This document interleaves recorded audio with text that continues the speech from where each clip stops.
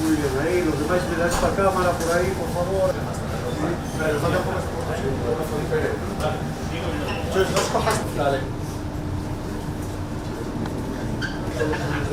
A ver si quieren. A ver si quieren. Queremos aquí también, Jenny.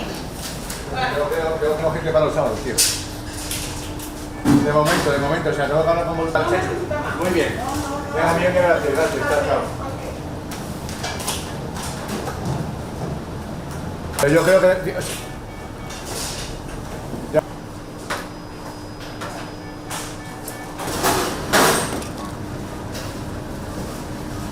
Nos parece que es muy importante seguir haciendo esta iniciativa. Llevamos ya 10 años con esta colaboración con la Cocina Económica y pensamos que es un acto muy necesario y muy positivo para la ciudad y uno de los valores que tiene que aplicar todo el mundo para sensibilidad con el resto, ¿no? Y espero que lo disfruten y bueno, confiamos, aquí no hay carnaval sin Otea y sin Divertia, entonces bueno, esperemos que siga habiendo carnaval y que nos sigan apoyando y que nos sigan visibilizando.